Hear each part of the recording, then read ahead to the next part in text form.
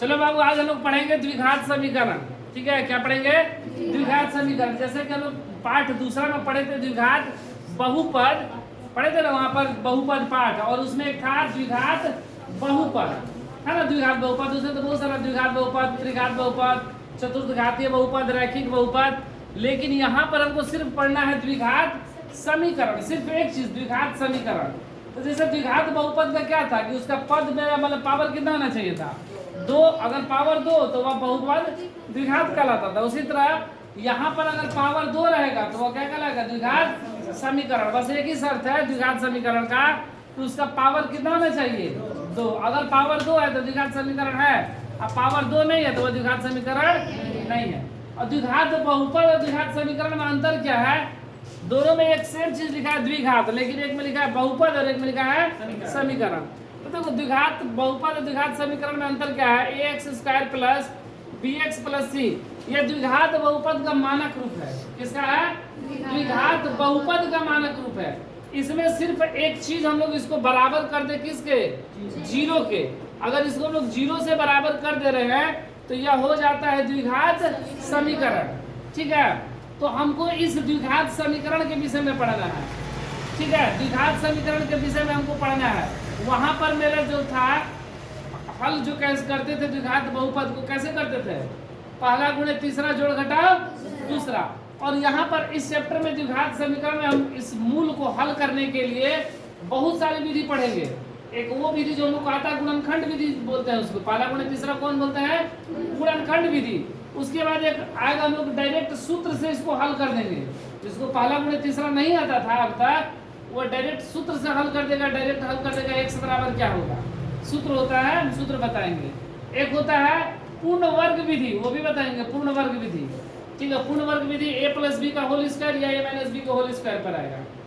ठीक है, तो ये 3 विधि हमको सीखना है, जिसमें से तुम लोग को एक विधि पहले से पता है, गुणनखंड विधि, जिसको हम लोग पहला गुणे तीसरा जोड़ घटाव दूसरा के नाम से जानते हैं ना। तो यहाँ पर हम लोग जो पढ़ेंगे तो कैसे पढ़ेंगे? तो यह सबसे पहले कि द्विघात समीकरण हल होगा कि नहीं, पहले ये चेक करेंगे। ठीक है, तो इसको चेक करने के लिए कि मान लो कि कोई दे देगा इस तरह बनाने के लिए, आप सवाल वो हल होने लायक है वो ही नहीं, तो हम लोग बनाते बनाते थक जाएंगे, लेकिन वो नहीं हल होगा। तो सबसे पहले हम लोग चेक करेंगे वह सवाल सही है कि गलत, उसका हल होगा कि नहीं होगा, मतलब वह सवाल वास्तविक है कि नहीं। अगर वास्तविक है तो हल है, वास्तविक नहीं है तो हल नहीं है। तो वास्तविक होने के लिए क्या है कि सबसे पहले हम लोग डी का मान निकालते हैं। कैसे इसका मान? डी को हम लोग क्या बोलते हैं? विवेचक। क्या बोलते हैं? विवेचक, या इसका एक अलग नाम है विविक्तकर। विविक्तकर,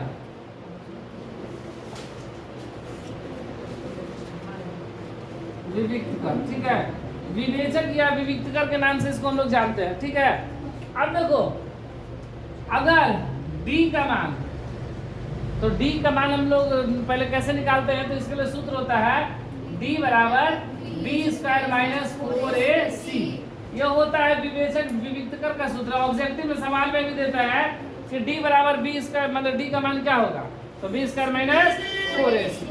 ठीक है, अब हम लोग इसलिए मूल वास्तविक है कि नहीं वास्तविक है, इसके लिए 3 शर्त होता है। क्या सर? 3 शर्त होता है।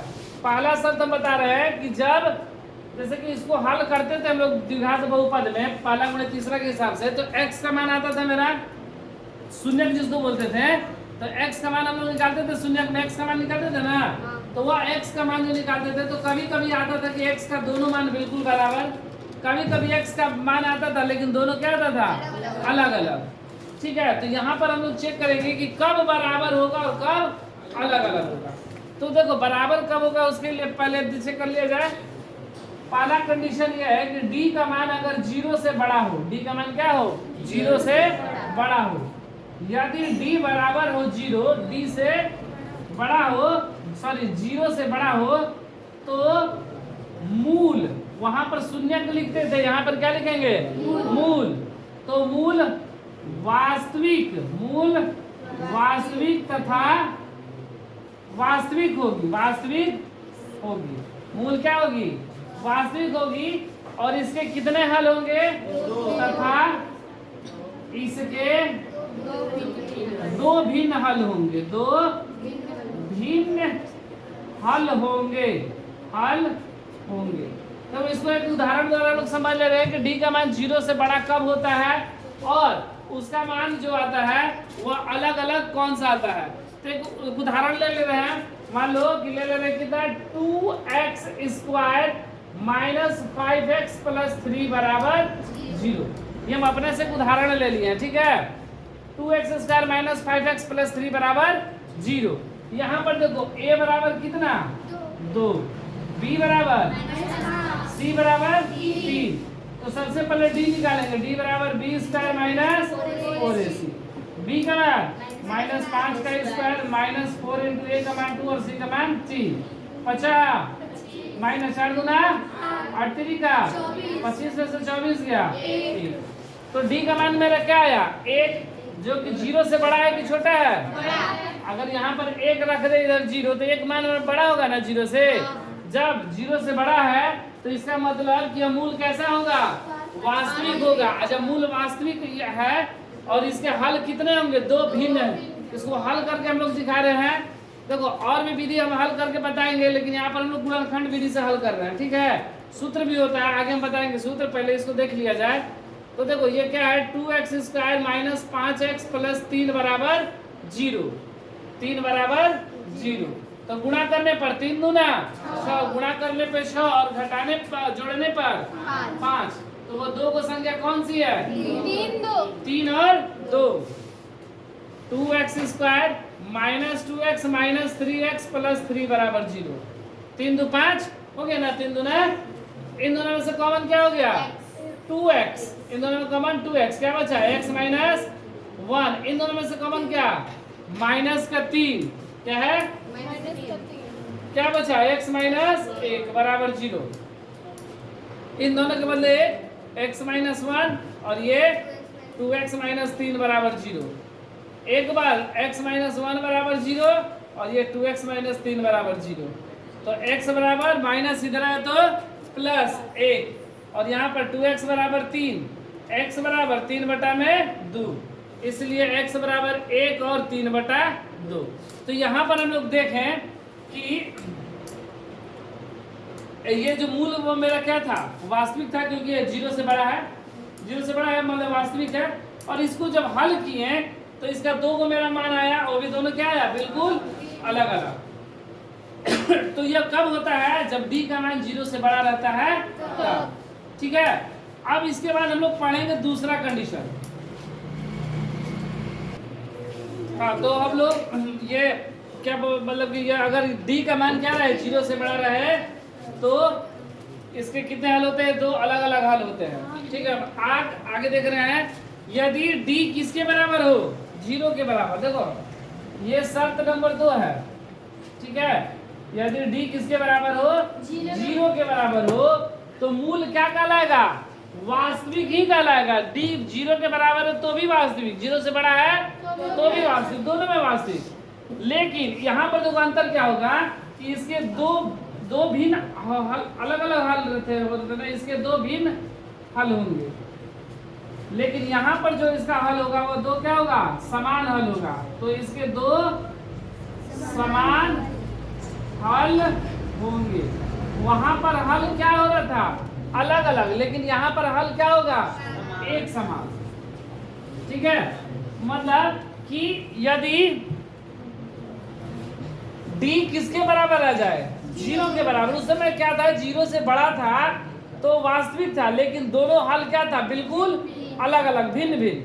लेकिन यहाँ पर d का मान 0 है तो भी इसको हम लोग क्या बोलते हैं वास्तविक ही बोलते हैं, उसको भी वास्तविक इसको भी वास्तविक। लेकिन शर्त यही है कि इसके जो मूल होंगे हल जो होंगे वह बिल्कुल एक समान आएगा।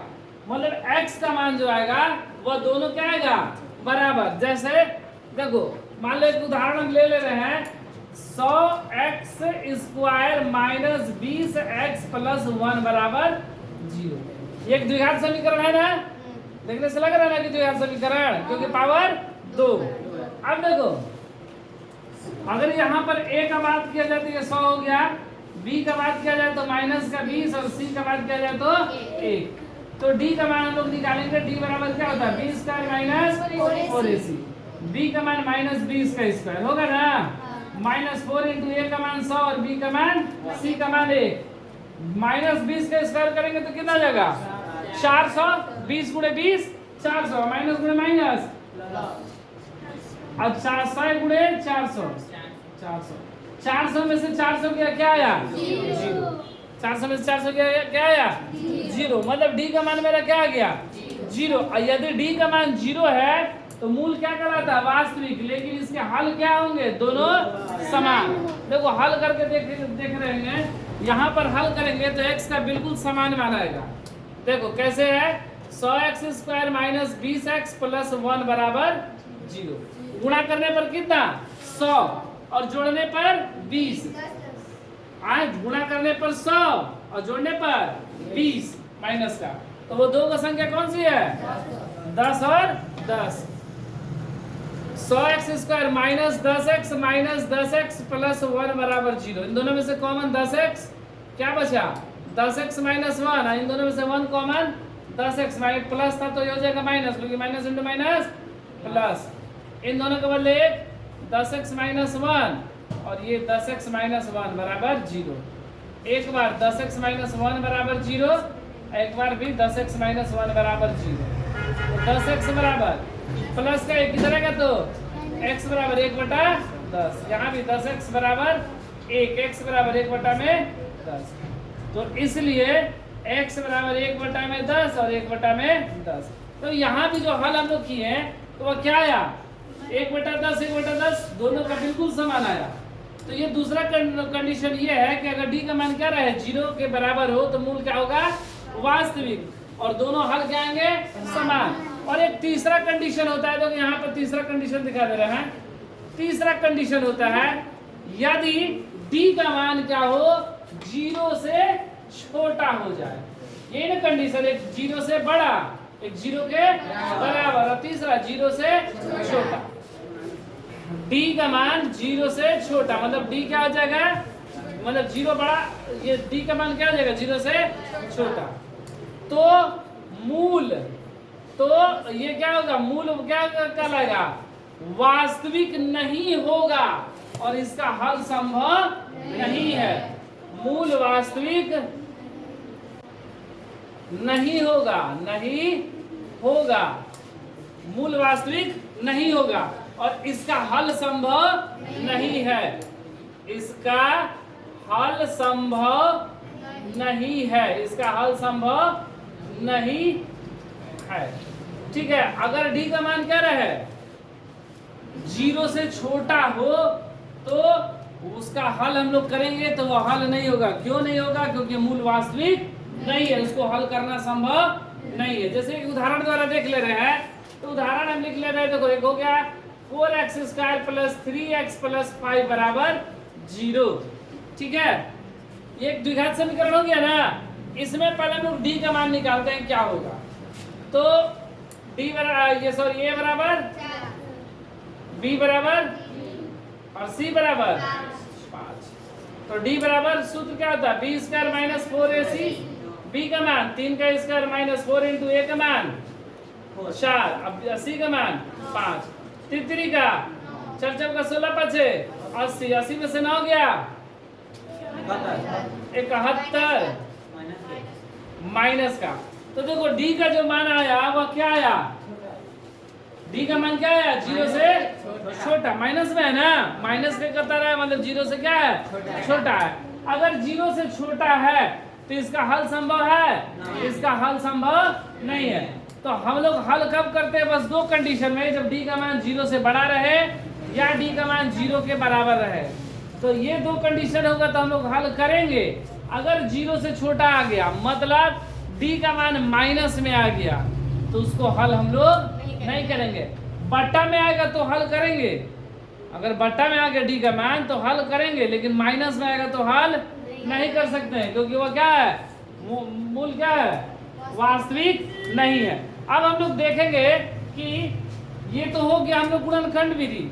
ठीक है, अब हम लोग को पढ़ना है कि इसके लिए हम लोग सूत्र विधि, बोले ना एक सूत्र भी होता है। ठीक है, एक सूत्र भी होता है, तो वो सूत्र विधि में बता रहे हैं तो इसको उतार लो।